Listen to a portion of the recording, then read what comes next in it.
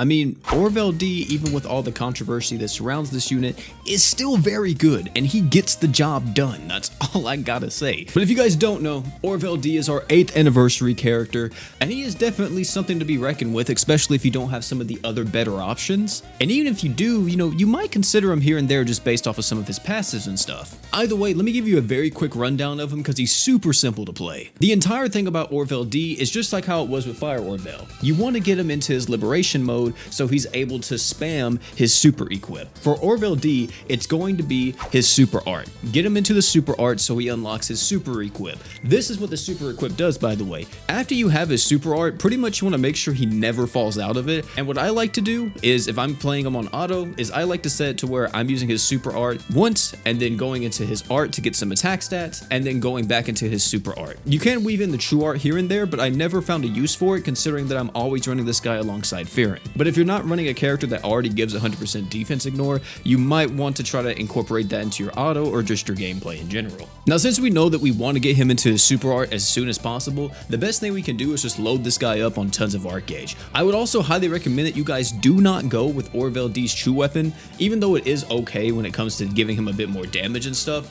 I would actually recommend going with the OG, the GOAT, for each true weapon.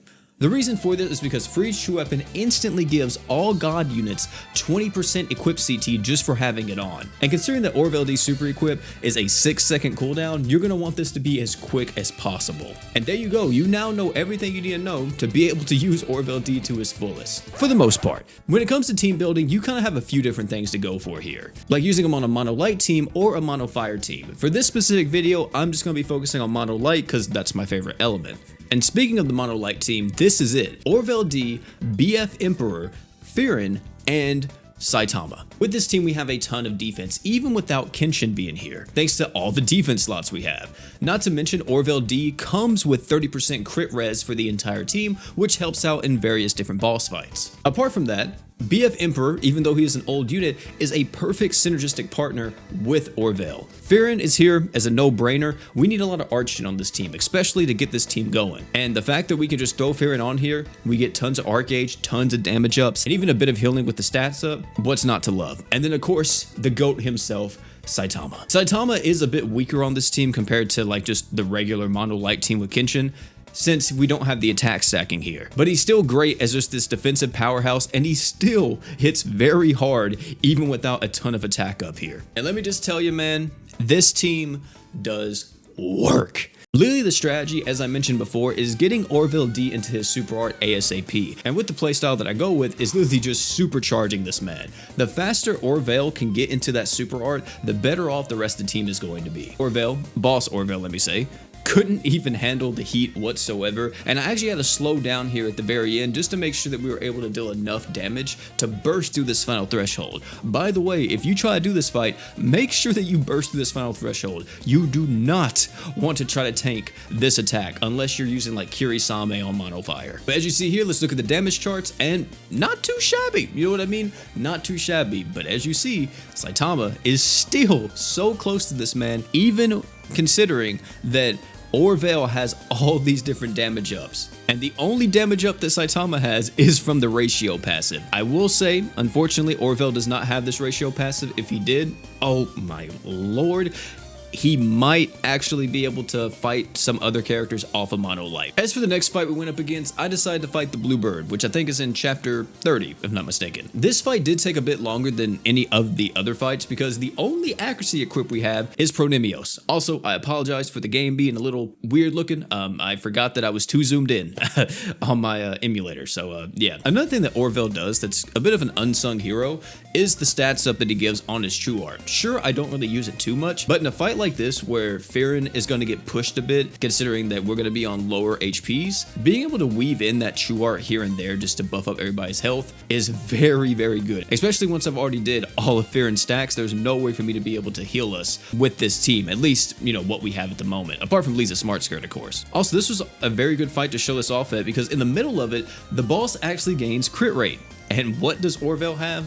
crit resist, ladies and gentlemen. But we finished this fight around 3 minutes and 13 seconds, and like I said, it was a walk in the park. It really wasn't a fight whatsoever. As we check the damage charts here, you can see that Orville again with 18 million, and Saitama is not too far off, bro. This man is always gaining on him. If he used his super art once, I guarantee you Saitama would actually be like the same, if not overtake Orville. Next fight I'm going to show you guys is against Titan Roy. Now Titan Roy is a bit of an interesting one, because whenever this guy originally came out, and you know, even now, the strategy is to just nuke through him, like do as much damage as possible and nuke this guy to Kingdom Come. But with this, I was curious to see if this team could like actually kind of hold its own against all of his craziness. Just like how it was with the Bluebird, Titan Roy really couldn't do too much to this team. And I think one of the things that's really helping us out here, especially against some of these harder fights, is the fact that we do have that innate crit res. We don't have to build for that at all in our equip setup, and we can just use stuff that is just overall going to have more uptime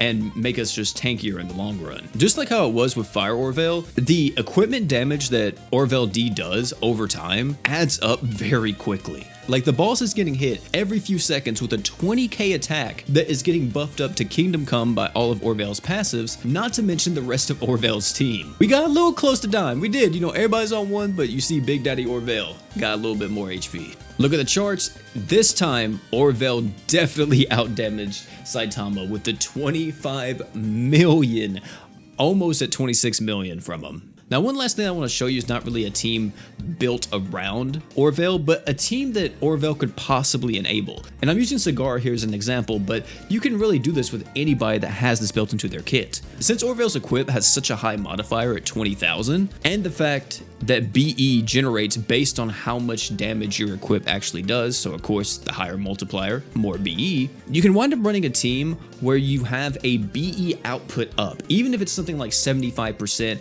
100%, it doesn't matter. Any of that stuff will be great here. Cigar, for an example, gives 75% BE to everybody, but if you're a water unit, you get a bit more. And just with that 75%, with a team like this, of course we do have Hoke on here helping us with the Archgen, you will see that our Archgen is constantly almost full. It's a bit crazy, and I think this is definitely something worth exploring, especially if we have a unit that just passively gives us more BE to the entire team, or if a unit comes out where we're able to just kind of have more BE up. Orville might see a bit of a resurgence, and this might become a bit more of a optimal strategy going into the future. I don't think you can really do this too much though right now, like in the game, because for an example, if you take this team into any of the challenge fights we did, they will just instantly die. But who knows, maybe there'll be a tank that comes out later on or something else that gives BE output up, and that might be your ticket to use Orville with them. Now, while this goes on in the background, I do want to talk about some of the negatives with Orville, because I talked about a lot of the positives. One of the biggest negatives he has is just his timing. He's been released during a time where he's kind of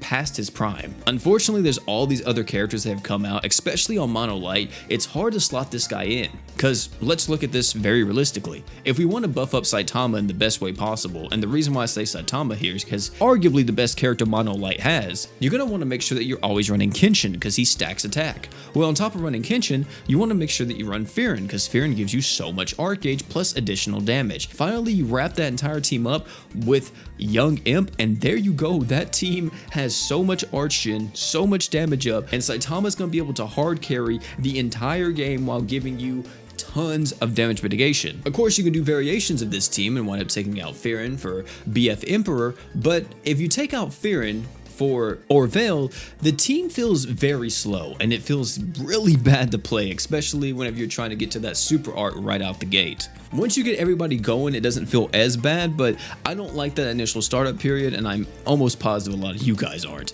Apart from that, you can use Orville D in other teams, and I definitely think that that is probably where he's going to be a bit stronger. Another issue that he has is that we just don't have enough unit slots in a team. If we had 5 unit slots, which by the way would completely break the game, Orville would instantly be on everybody's team by default because he's just that good. But since we only have 4, there's a lot of the times where he just won't make the cut. For me, I think Orville would definitely be a unit that I will usually turn to, not just for, you know, his damage or something, but because of what he brings to the table. If I know that I need a bit more Archgen and I need a way to like resist some crits, why not throw Orville on the team so I can get like the best of both worlds? And as long as I get him to 300 arc gauge, he's relatively low maintenance. You just kind of put him on the team and he does his thing. Just get him to 300 arts and you're fine. Another thing that I'll mention too is that outside of mono fire, he doesn't really have any other way of generating his arts over time, since fire units give him that overtime arts gen, or I think if you also use his true weapon, you get a bit of arts as well. So that is a bit of an issue, because then you just have to rely on your skill, and we all know that's not always the best. But hey, I think his teammates can definitely, depending on who you use with him, I think they can definitely pick up his slack in that department.